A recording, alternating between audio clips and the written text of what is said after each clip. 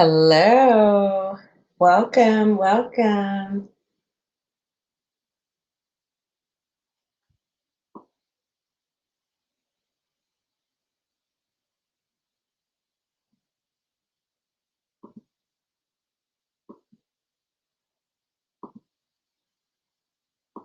Welcome, welcome. So glad to have you. Come on in. Hi, Leslie. Thanks for joining. I hope you had a good day. Good. Where are you calling in from today?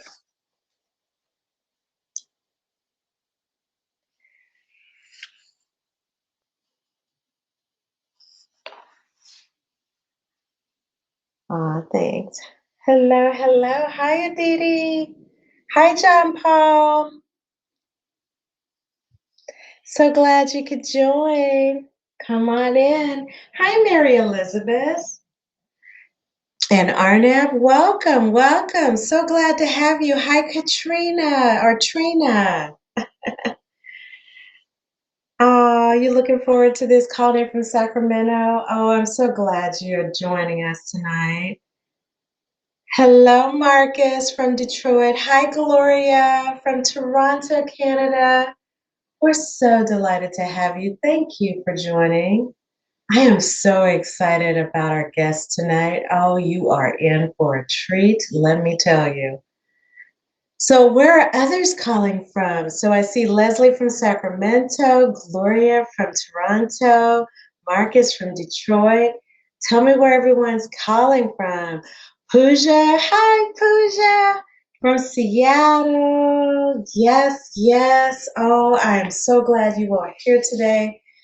Welcome, welcome to Modern Mentoring. Port of Spain, the Caribbean. Hi, Jean Paul. That just makes my heart smile so big. Thanks so much for joining.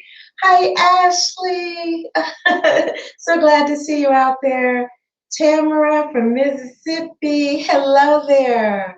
And Trina's calling in from Atlanta. So, welcome to Modern Mentoring. I know we're going to have a number of people joining, so let's give them another minute before I introduce our guest. Hello, David. I see Ashley out there, Eddie. I see you out there, Lee. Hello, Lee. Welcome, welcome. So delighted that all of you can join.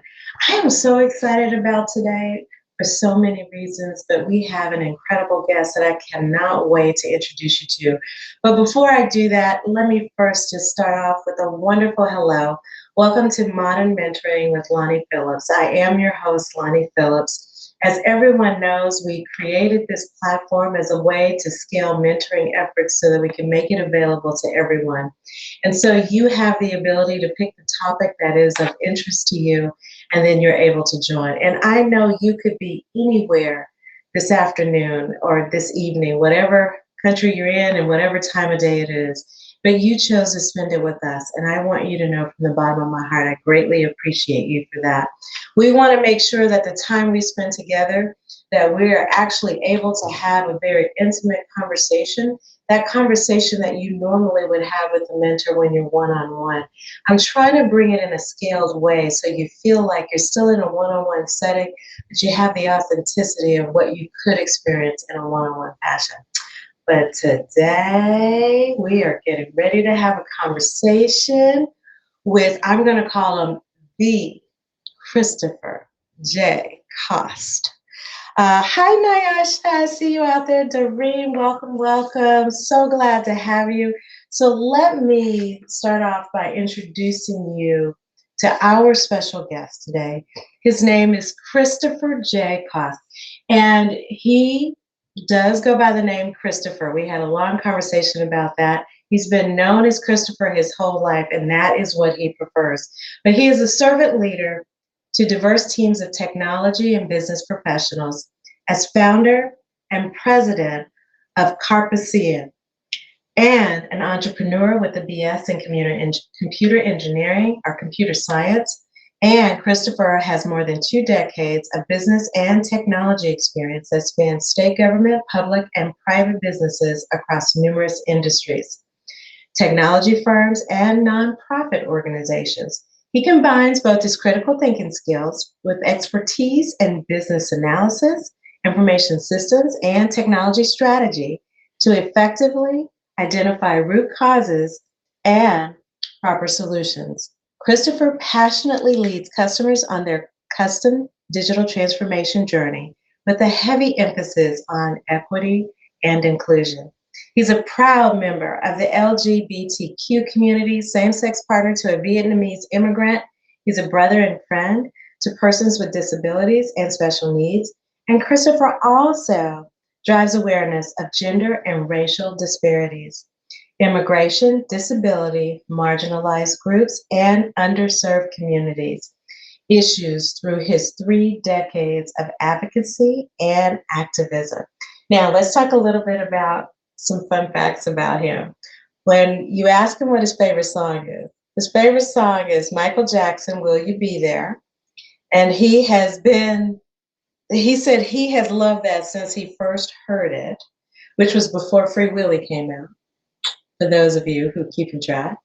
He also has a superpower. For those of you that are always thinking about how to brand yourself, you're thinking about how do you articulate your superpower. Well, what I love that Christopher does is he has his professional superpower and he has his personal superpower. His personal superpower is understanding and connecting with people, which is really what he considers to be deep on the empathy side. His professional superpower is critical thinking to find unique solutions in and around and outside the box. You need people around you that has the ability to think around and outside the box.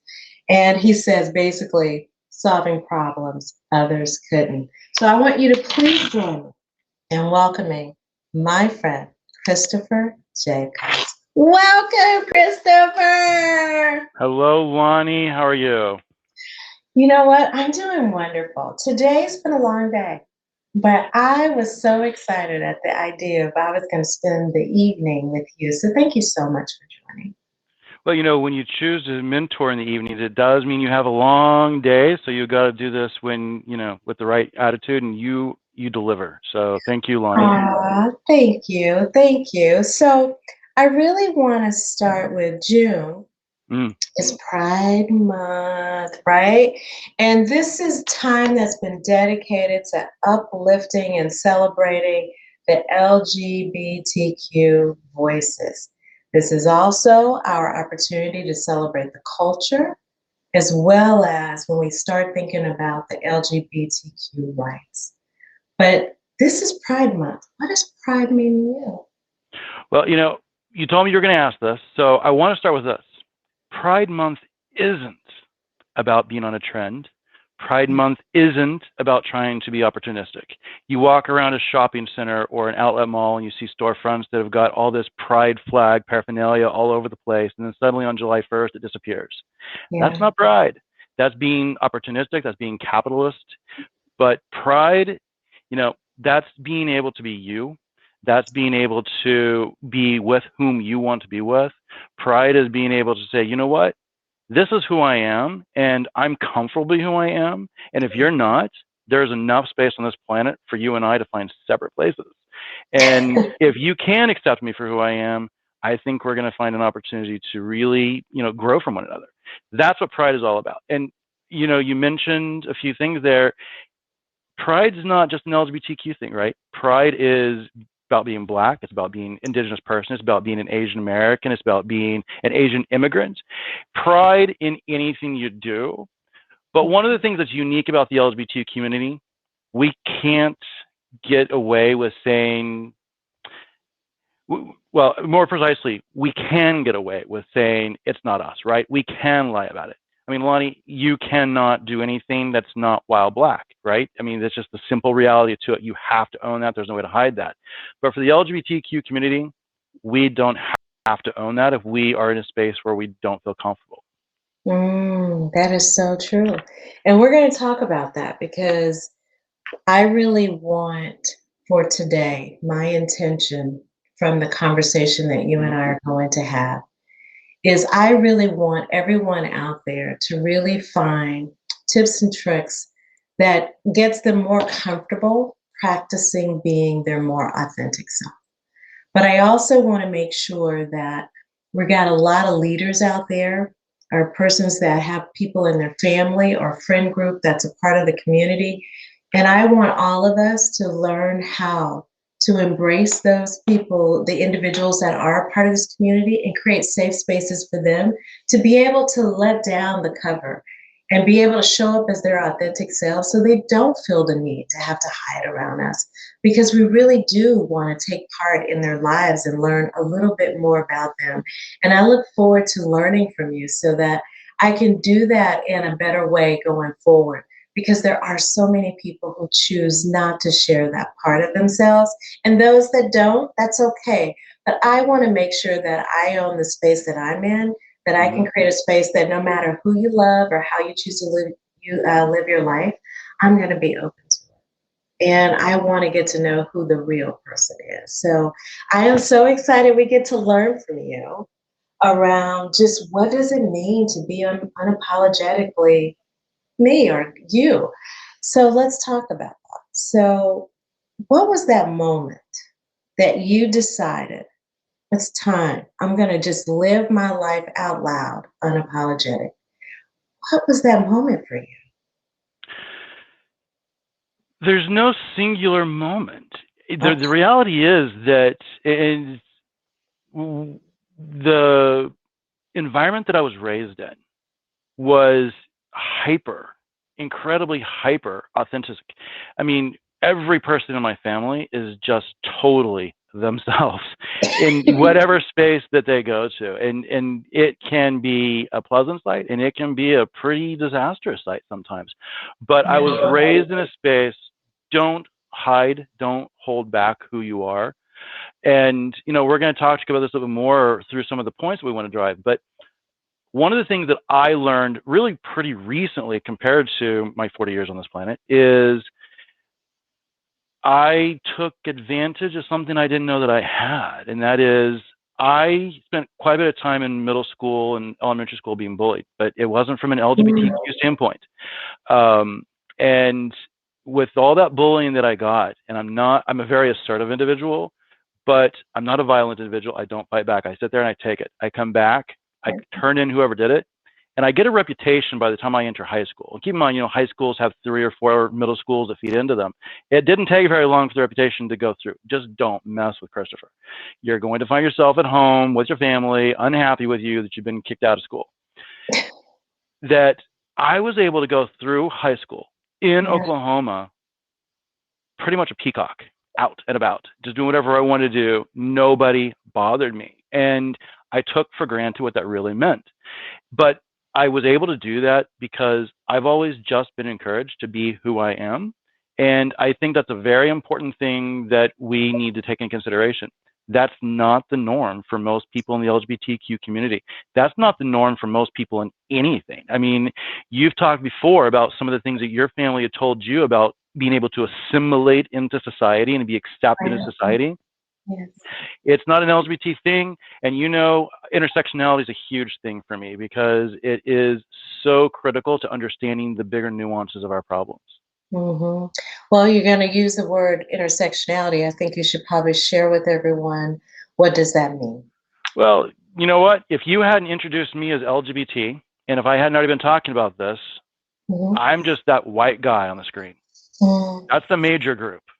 Yeah. Minor group, that's the LGBT side of me. That's the aspect of me that is concerned about my sexual orientation and my sexual interest in another person. It's about my personal identity as an individual, and that's a minority group. In your case, you have a majority group of Black and a minority group of women. hmm And it just so happens that both of your groups are also minority groups. Yeah. And that is, bringing this into pride and LGBT aspect.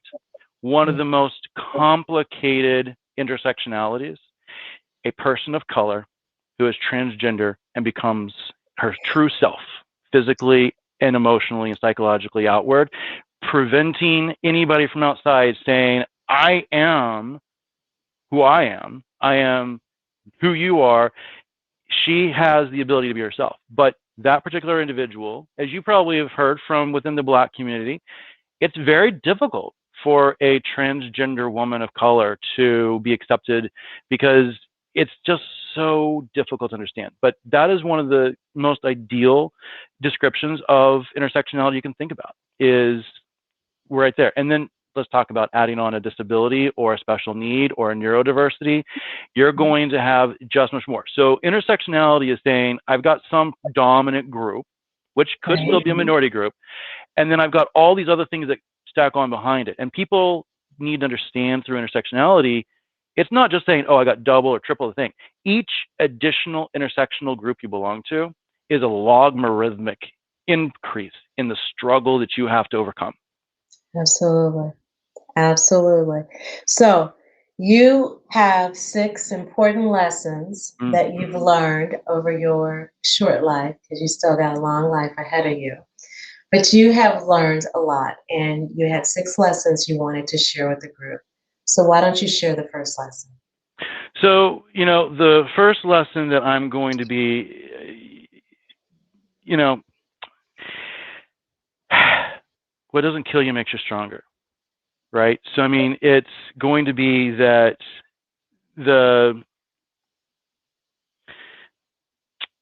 it's going to be a lot of cliches for us. And I think that what we really want to understand about what doesn't kill you makes you stronger is not the cliche that's behind there. It's that when I've gone through something and I have made it to the other side of wherever that something is, I've hopefully learned something. And it doesn't matter whether it's a good something or it's a bad something. So when I'm going to go through, let's say, coming out, right? That is going to be one of those things where I want to highlight some of the issues for the LGBTQ community.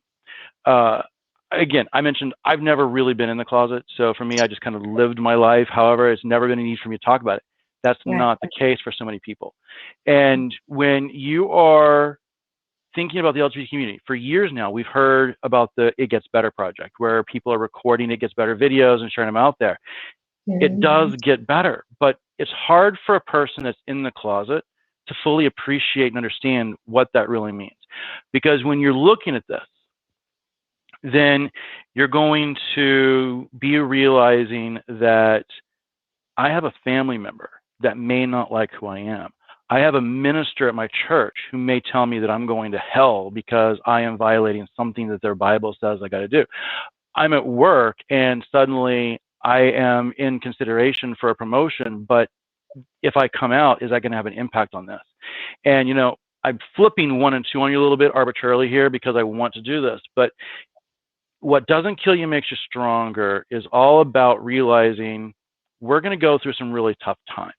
And we're going to have to learn how to overcome all of those obstacles and overcome all those challenges, Lonnie.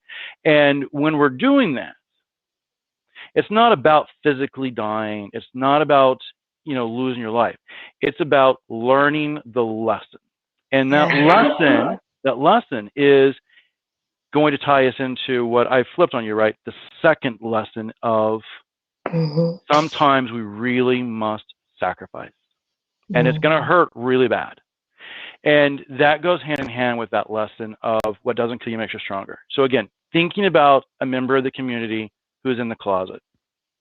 And they're in the closet because they come from a very conservative family, heavy into conservative Christian belief system that says if you belong to the LGBT community, if you have a relationship with somebody of the same sex as yourself, or if you change your sex physically because you don't feel like you're a male or a female, that's an abomination. That's a criminal offense beyond any kind of repair. The sacrifice that we're having to make here is my identity, who I am, or possibly family that are dear to me. And that is an impossible decision to know what is right. And so regardless which direction we go through, we're going to have to learn a lesson here, and we've got to get past that moment, and we've got to realize there's strength in either direction. When I first met my boyfriend in 2016, he introduced me to one of his gay friends.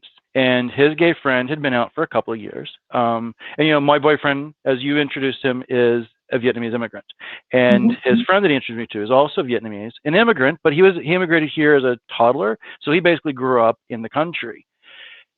His parents didn't talk to him for a couple of years because they just couldn't accept and tolerate that. There are some kids on the street that we've heard of that just, they've been thrown out to the street and said, you're not part of this. So you're facing with this.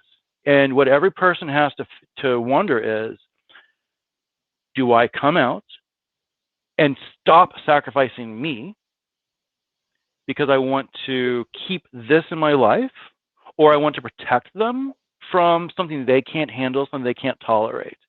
And when you are there in that moment, you just have an impossible decision you have to make. So that's what Unapologetically Me is all about, right? It's recognizing that there's no right answer to the question, do I come out and destroy a family, or do I stay in the closet and do I destroy myself? And that's why you find so much LGBT suicide, because it is an impossible decision and you just can't get past it. So what can we do? So I think about it in two ways. I think all of us on this phone has someone we know in the community, Mm-hmm. or we all probably have encountered someone who's in the middle of the struggle, right? To decide what they're going to do. What can we do to create at least the safe space when in our presence to allow a person to be authentically themselves, to be a little bit more comfortable allowing themselves to be unapologetically who they want to be?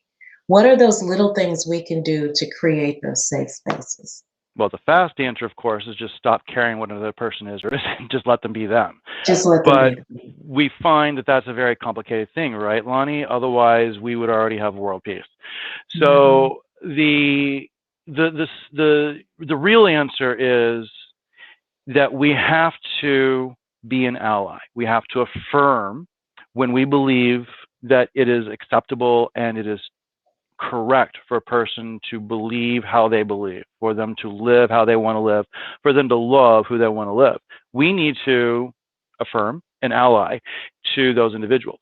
Those of us that are like myself, that are comfortable being out, we need to be vocal and out. We need to be telling this story. You're with Microsoft, and I have my own company as a Microsoft partner, and we collaborate through International Association of Microsoft Channel Partners. Just put that plug in there real quick, right? But one of the things we're doing through the DEI space is we introduced this transgender concept into the community. And when we were doing this for Pride last year, I was asked, how can we do this? And I found a lady named Marianne Horton. And Marianne Horton is a transgender female that she struggled through being male all of her life until finally, you know what, I can't keep doing this. And the interesting thing is, she fought for other transgenders before she fought for herself. And she went through one Fortune company at a time and transformed them. She got some of the earliest anti-discrimination, some of the earliest inclusion concepts at Lucent, IBM, Xerox, all these different big companies. We can attribute much of this because of Marianne Horton. But what a lot of people don't realize is we wouldn't be sending email attachments without Marianne Horton. We would not be doing .coms. There had never been a .com boom for a bunch of billionaires to rise in the late 80s, early 90s, when all that really kind of came into fruition, right? And then the mid 90s when it totally exploded. That would not be possible without the work of Marianne Horton. We're looking at Visual Studio, and it has the IntelliSense. Her doctoral thesis before Microsoft put IntelliSense into Visual Studio was that type of concept. These things are coming from an individual, and this is an important point, not necessarily a lesson, but an important point, is we ask people to spend their limited, valuable energy hiding who they are so that we're comfortable. And if we got from Marianne Horton the things that we did get, while she was also spending all this time hiding who she was, Right. what might we have gotten from this individual if There she you could go. have been fully? That right there, you said a mouthful on that statement.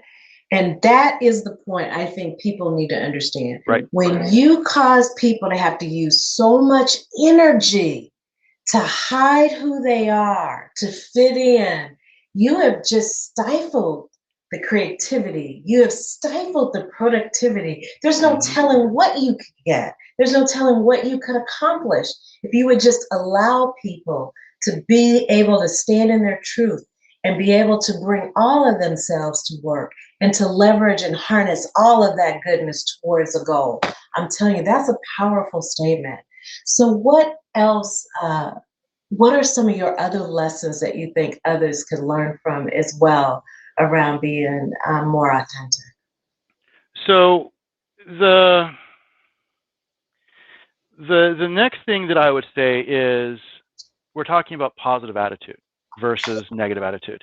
And this is something that, my boyfriend, he's not out of the closet. And it's something that is, it's a stress for him. It's a stress for me. We got to deal with these moments. But one of the things that I talked to him about is stop looking at all the things you don't have, right? Yeah. You don't have this, you don't have that. Okay, fine. But what do you have? Mm. And when you start looking at the things you do have, and you start thinking about what can I do for somebody else before I worry about what I can do for myself. But this is again somewhere like yourself or myself. We're people that are here to help other people.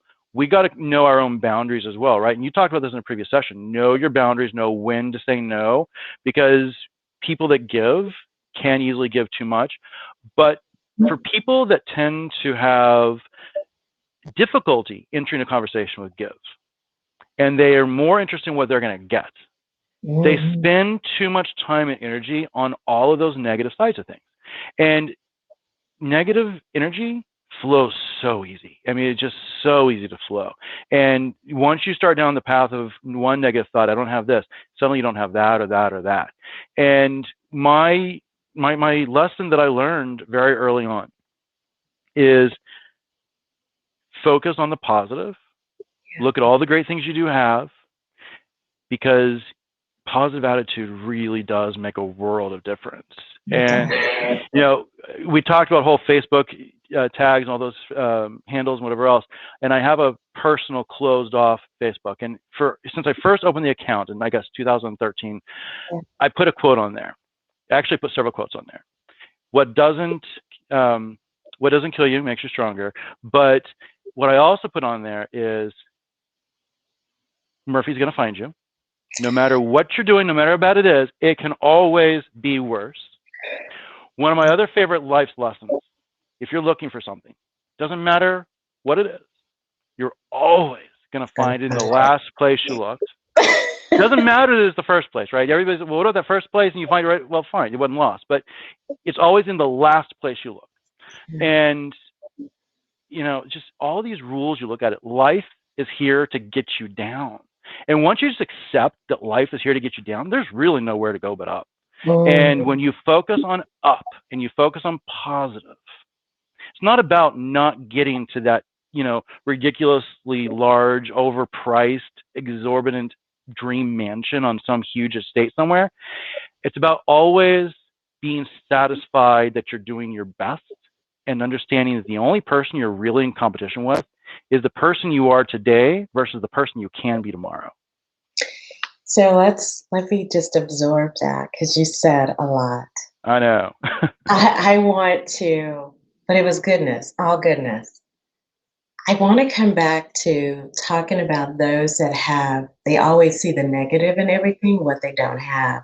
And you had shared the tip around, if you are looking for something bad to happen, or if you lost something you were looking for, you can always find the last place you had it. You made me think about something, because I think we're all guilty of this as well. When you operate from a negative mindset and you're looking for the negative in everything because you're naturally wired more negative, you're going to find that too. You are. But, I mean, you'll attract that. You attract who you are. You are. But, there's another aspect is also, because you asked me to make sure that when I was tying these lessons in, that I tie these into the authenticity piece. And I told you, for an LGBT person, this is huge on that authenticity piece. Because think about what we talked about a few moments ago. I have an impossible decision to make. Do I stay in the closet and destroy myself? Or do I come out of the closet and potentially destroy everything around me, lose my family, lose my friends, lose my job? What do I do? It goes right back to, you're going to have to face that moment with as much positivity as you can possibly muster to put into it. And focusing not on all the things you're going to lose, but when you fully own yourself and you really just don't care if somebody else accepts you or not, anything you want suddenly becomes very much possible. You know, Gina, your last episode, she says, stop worrying about the glass ceiling and worry about those sticky floors. Same moment here as well, right? Is those sticky floors are really what keeps a lot of us from making that step to come out and be true to ourselves and stop destroying ourselves. And, you know, again, I want to tie these things in. It's not just LGBT. A person that has a neurodiversity, they go through their entire life trying to hide dyslexia or a learning disability or a reading comprehension problem, that all these various things, they can try to hide. You can't hide your skin color. My Vietnamese boyfriend cannot hide his skin color. He can't hide his accent. It's there permanently. But so many of these other communities are basically forced by the rest of society to hide who they are because it's easier for the rest of society. And this is where you've just got to find those positive episodes. And I'm not pretending it's easy. It is very difficult, Lonnie, for these people to find these moments of positiveness. But if you can find those moments of positiveness, right, then that's going to take us into that next point, which is go in with an expectation of giving rather than receiving. Don't go in here expecting to receive tolerance. Don't go in here expecting to receive acceptance. Don't go in here expecting to receive a whole brand new family that you never knew you had, because that's the reality of what we're talking about. When you come clean to who you are and you own who you are, the entire paradigm of existence changes for everybody around you as well, because suddenly you empower them to be their true selves and not hide who they are. And it might be something minor compared to what you're living with, but go into these types of things not expecting to keep, not expecting to get, but expecting to give. And that thing that you can always give when you own yourself is your full potential. I love that. And I feel like we've been talking for a while. Do we have any questions out there? Feel free to type them in the chat window. I'll make sure that we ask Chris directly. If you have any questions, just let's pause for a moment here. We've got a few things that have been called out. Dr. Laura, glad to see you out there. It takes incredible courage to be authentic. Tamara Span says, stop focusing on the glass ceiling and focus on sticky floors. That resonated. Shubham, hey, so good to see you out there. Be grateful and change the lens towards positivity. And you've got a couple of mic drops, 100%. And I don't even know what John Paul type, 1,000,000%. You know, for those that struggle around looking for that positivity or having that village or people around them that encourages them and lift them up, have you done something or about writing in a gratitude journal or something of that nature? Are there other things that you've seen people do to help really strengthen that muscle around positivity versus negativity? You know, each person's unique. One of the things I find interesting about your mentor process when you first started this is grab your notebook, right? You work for Microsoft and you're like, don't grab your laptop, don't grab OneNote, go get a notebook, go get your pen and paper. And the reason for that is because that's what's right for you. And you walked out with that moment. And, you know, that's the thing about these journals or these different things. You need to find the right thing for you. Gratitude journals can be a fantastic thing. Keeping a diary can be a fantastic thing. It allows you to focus your thoughts and bring your day into clarity for yourself. Same with, you know, people that are going through a weight loss program. You've got the people that say do a diet journal. The purpose of that journal is not to make you feel bad about yourself. Don't sit there and write things in your journal that makes you feel bad. Oh my gosh, I ate an entire bag of chips today while watching the show. so what? You fell off the wagon one day. Just get yourself back up and go again. But Yes. that's not the attitude that most people are confronted with. Most people are confronted with, oh my gosh, you're a loser. You can't even stay on it for a week and you're already falling off of it. How do you expect to make it that far? Mm-hmm.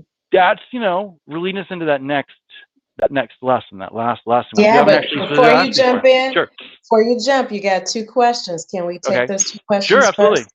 One from Shabam asks, what is one specific tactic you have used for building resilience and being grateful? Well, I listened to Dr. Laura Seal talk to you a couple of episodes ago, and she was talking about resilience, right? So it's amazing how we're seeing these words from your program come through back and over again. So I just want to say, Lonnie, you're obviously doing something right about scaling your mentorship.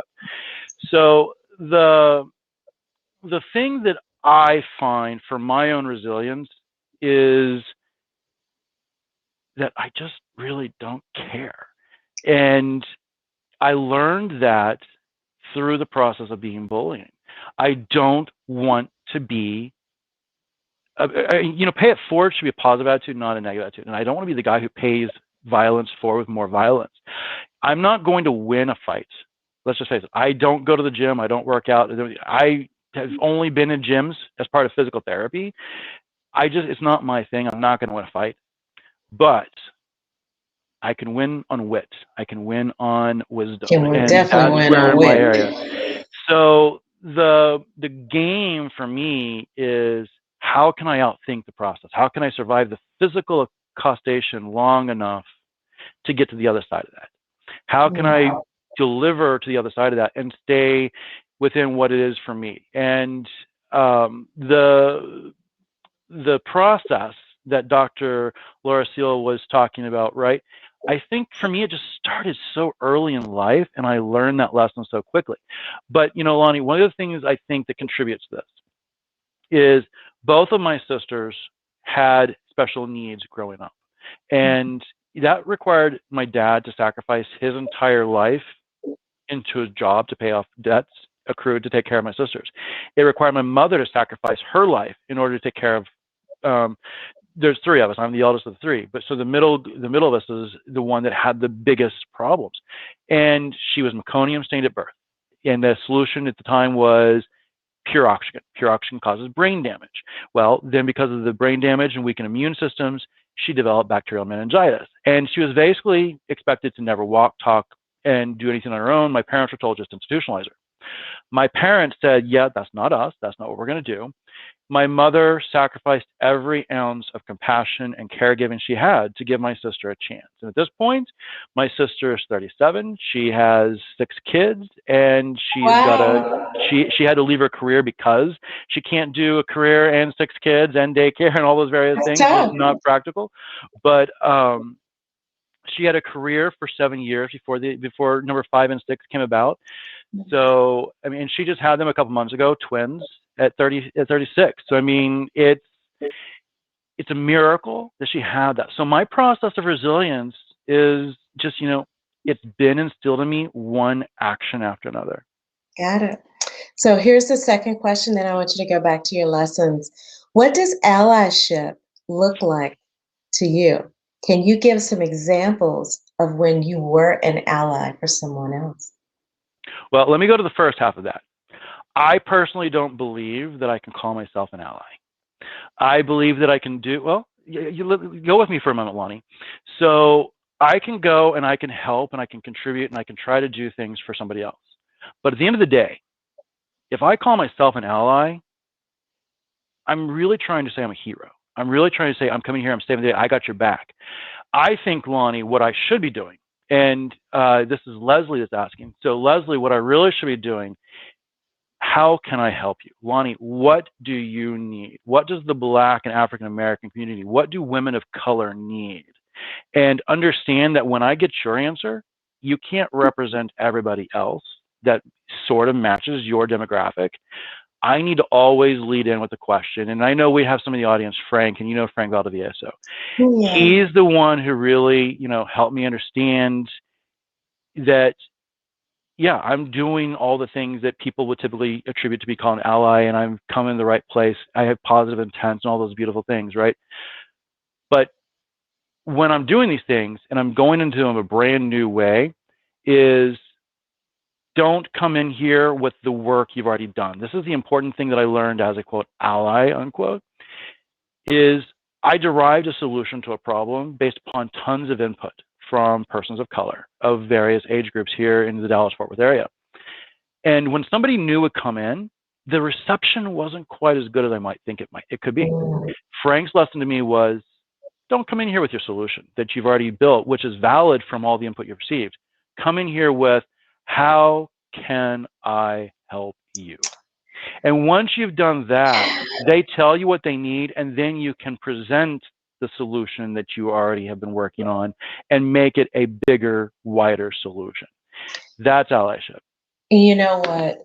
You're hitting on a point that I've been practicing for I right at about 90 to 100 days. I had a chance to go through Brene Brown's Dare to Lead training. And something that was so profound that stuck with me is everybody is unique and everybody needs something different. So Mm-hmm. to just ask one simple question, what does support look like for you? It's powerful. It does. It's powerful. And to your point, if you ask that question and they tell you what support looks like, then you can rely on the experience you have that maybe you can draw from to help support them. But also on allyship, I think what I'm also learning is that, to your point, you can't call yourself an ally. You have to earn that. Someone Mm-hmm. else has to say that you are an ally. Correct. Because if you're calling yourself an ally, that really is yourself patting yourself on the back. And you really can't determine if you're an ally or not. The other community that you're trying to Exactly. support, let them call you an ally. So I really love that. And Yeah, it great. ties back to that previous lesson. Go in giving, not receiving. Right. And for those that are here to learn more about showing up more authentically, or you're here to understand the LGBTQ community a little bit better because you're trying to connect with someone, either a colleague or a family member, the thing I can't stress to you enough is, and this is with anybody who's in any diverse group, go in with the mindset that I'm here to learn, ask questions, seek to understand, and to just learn. Remember, you and I had a talk we did not too long ago, and I was telling you, I was being very vulnerable, and I shared that I wanted to expand my understanding of the full community. So I watched the show on TV. You remember me telling you about a show I watched? Mm-hmm. And it's now turned into my favorite show, and they told me this was going to be the last season. It's called Pose. And Christopher told me he doesn't watch TV, y'all. So he kind of left me out there. But I watched it, and boy, I've learned so much from just watching it. But the one thing that got magnified for me through watching the show is the isolation that the community feels, especially as they come out of the closet, as they start practicing being more authentic, and how they cleave to each other to create that family and that connection. And then to your earlier point of when you have the intersectionality of being African American, transgender, and you have all of that going on at the same time, what they personally go through as they stand into who they want to be, how they get just shunned from the world. And it has just really opened my mind, and more importantly, it's opened my heart to make sure that I continue to show up with an open mind and an open heart whenever someone opens up to me. So I just want to thank you for just acknowledging it, because so many people go in with a fixed mindset of thinking they already know the situation, they already know what they need to do, or they already have the experience, right? And you never know, because everybody is so different. So Mm-hmm. thank you for giving a voice to that. So are there any other lessons you want to share? Well, we've touched on this a couple of different ways already, Lonnie, but the point that I want to drive home is, above all else, be true to yourself. You know, this comes back to so many things. A lot of people in the LGBTQ community, particularly Asian community, I think is going to hit with us this is going to resonate with them if they're in the closet still, or if they've recently come out of the closet. They are there to honor their family. There's a very strong sense of duty to family in a lot of our communities around the globe. And in some of the Asian communities, that is particularly true. And it is expected that the eldest male is going to deliver kids and the ongoing legacy of the family and the progeny to keep the family's name alive, marry into another group in some of these communities, right? I mean, each of the Southeast Asian cultures are slightly different, but there's this overarching aspect of duty. And I think that they really struggle with that aspect of it. It's very difficult for them to hear the words that I can say, be true to yourself, when they have this duty that's just as important. A member of the LGBTQ community faces an impossible choice. And I've said this a few times when I've spoken. To anybody still out there that's listening to this and wondering, why would you choose to be gay? You don't. Exactly. Why would you choose to be part of the LGBTQ community? Why would you choose to be in a situation that the rest of society, or at least a huge chunk of society that makes a lot of noise, is going to make you feel bad about yourself and continually judge you? Why would you choose to voluntarily and arbitrarily just say, you know what, I'm not a man, I'm a woman, and go through physical, torturous surgeries and recoveries to physically change what matches your soul and your internal being? Nobody chooses this life. What we do choose is, I'm tired of listening to you judge me. I am tired of you telling me who I am and who I can be. And I don't care if you don't like me. This is who I am. And I think that that is what is really very, very important for the rest of society to understand about the LGBTQ community.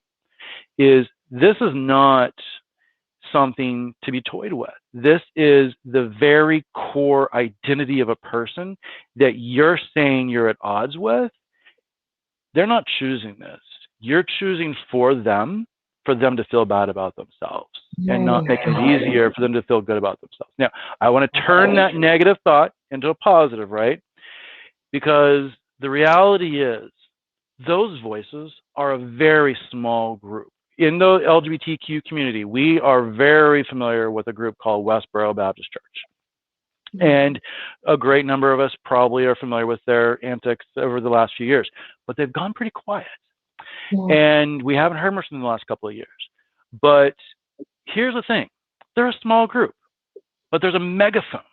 And it's a really big, powerful, super-powered megaphone that amplifies their voice. If everybody in the middle would just wake up and recognize, wait a minute, there are way more of us, and we don't need a megaphone. If we all shout in one voice enough, we can make a difference. The moderate belief system, the tolerant belief system, the accepting belief system is the majority voice. It's just not the loud voice.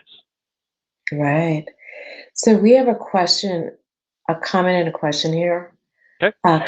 Coming out is a Geo. Hi, Geo. Thanks for joining. Coming out is a sensitive moment in people's lives. Mm-hmm. In what ways can you gently support and encourage them, but still let them do it on their own terms? Well, you know, that is a very relevant question. I have never dated a person, not in the closet, interestingly, that's from the LGBT community. Now, let me preface that with, I actually identify as pan-romantic demisexual, which is a whole mouthful and a conversation for another day. But the basics there is, I really don't care if my partner is male, female, gender, doesn't have a gender identity at all. I just need to have an emotional, physical connection with my partner in order to be in that kind of relationship with them. But the truth is, back to Gio's question, is you can't decide for any other person when it's time for them. It is never okay to out another person It's never okay to do it accidentally. It's never okay to do it intentionally. But I mean, my boyfriend and I have been together for nearly 5 years now, and the entire time we've been together, it's been a conversation point. When we first got together, it was a very, very stressful conversation. It would create anxiety for him, and we would have some fights about it.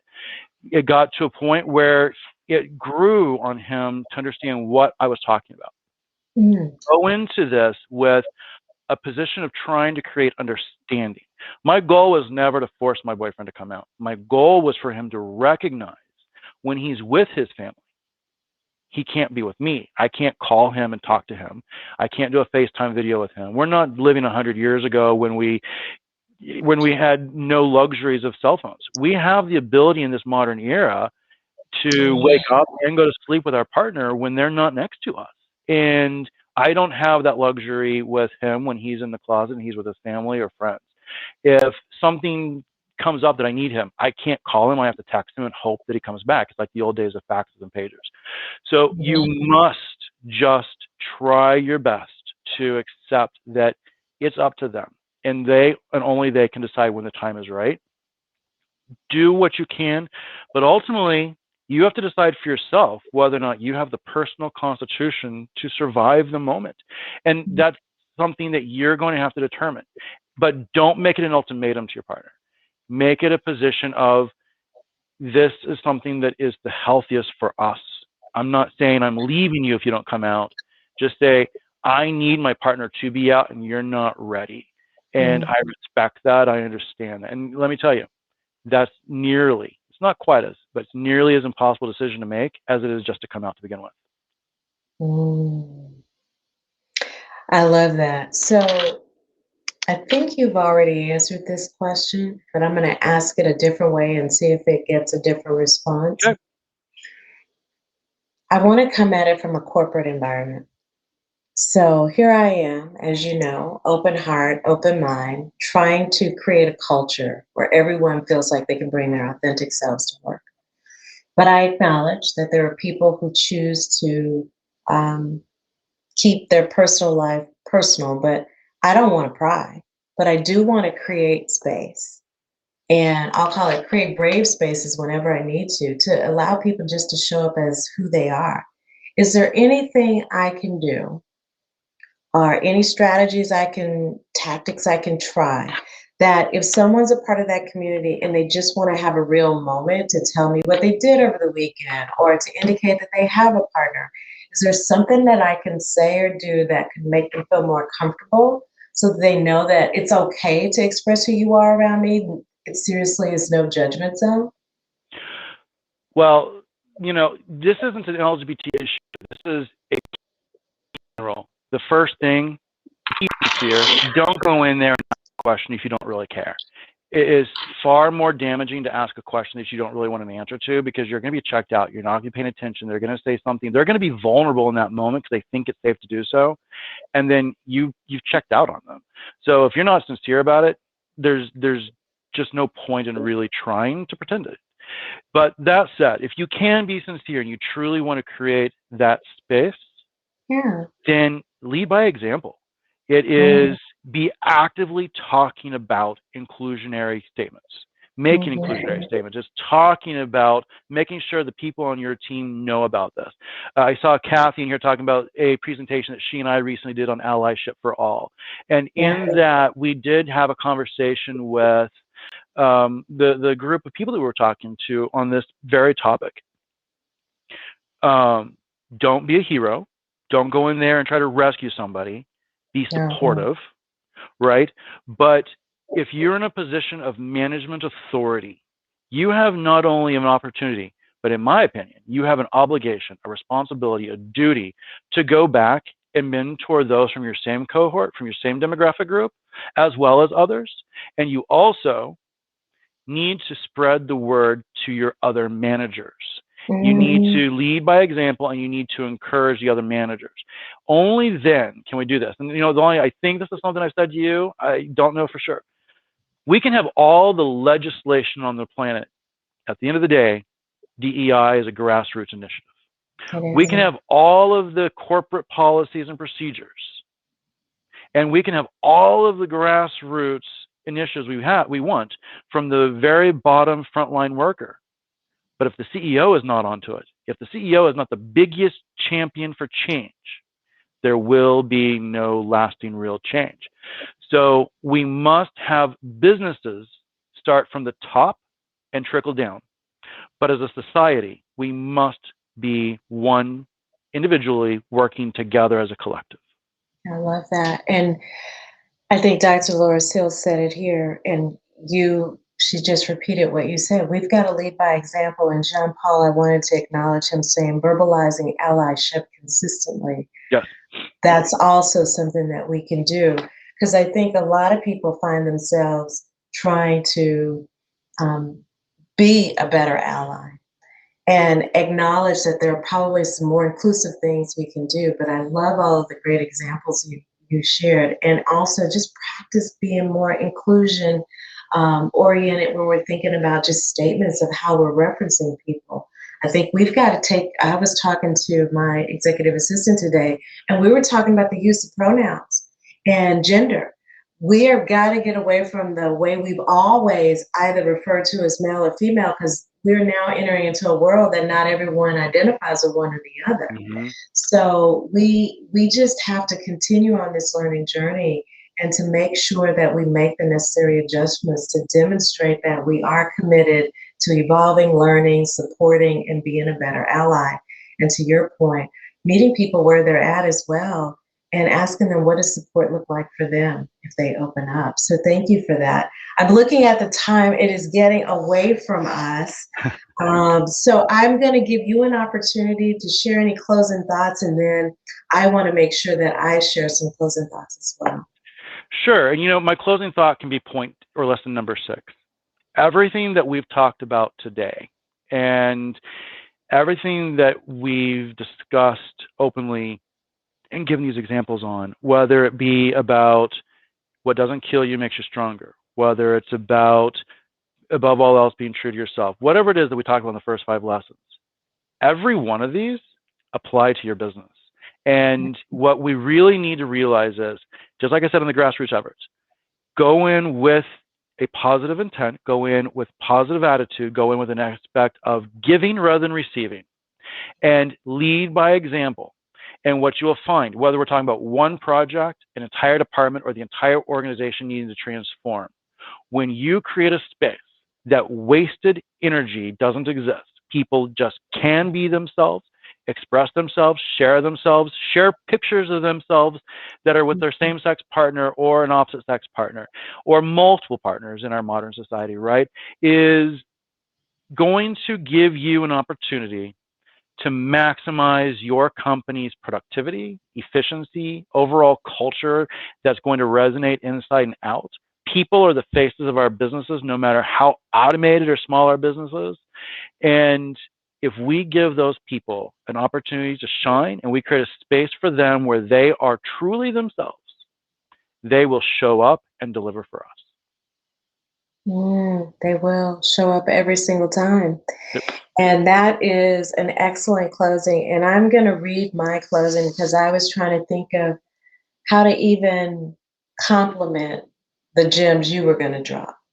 So I tried to take a step back, and I wanted everyone to remember, to Christopher's last point, that authenticity is the birthplace of loyalty, trust, great collaboration, creativity, and commitment.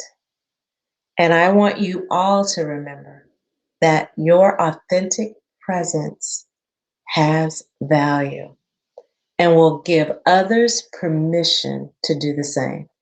And I think that is the thing, Christopher, that I enjoy most about being in your presence, is because you are so open and so authentic about how you live your life and living it out loud and being willing to have the open and honest conversation. You give me permission to want to be more open, honest, and authentic. So, what you are putting out in the world, you're drawing it back to you. And on behalf of everyone who will listen to this Modern Mentoring series and everyone who is here today, I have to say thank you. Thank you for modeling the way for so many of us. We all need to practice all of these tips that you've shared with us because these are things that you just do normally. They're just who you are. And I am just so grateful to be able to call you friend. And I just look forward to continuing to learn from you, to just continue to grow every time we talk, and just to continue to be an even better ally and friend to others. So I just want to say thank you for investing time here today. We really appreciate you. Learned a lot, let me tell you. Well, it's been absolutely amazing opportunity to, learn from you as well. And that's inside the IMSP, that's been watching your show. And it's, we're going to be working together on the advisory board, and I'm going to continue to learn.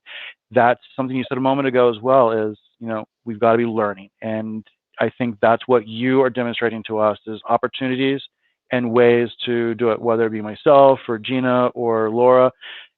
We are all still learning. And Yes, that's what really everybody understands, is we don't have all the answers. We have some answers. So yes. thank you, Lonnie. Oh, thank you. And I want to thank everyone who dialed in to be a part of our session today. We greatly appreciate you. This session, as soon as we end the live, the recording will be available. Feel free to go out there and listen to it in about 48 hours. I'll make it available on YouTube as well. So thank you so much for joining, and I look forward to connecting with you soon on the next Modern Mentoring session. So go out and have a wonderful evening or day, depending on where you are in the world. Thank you.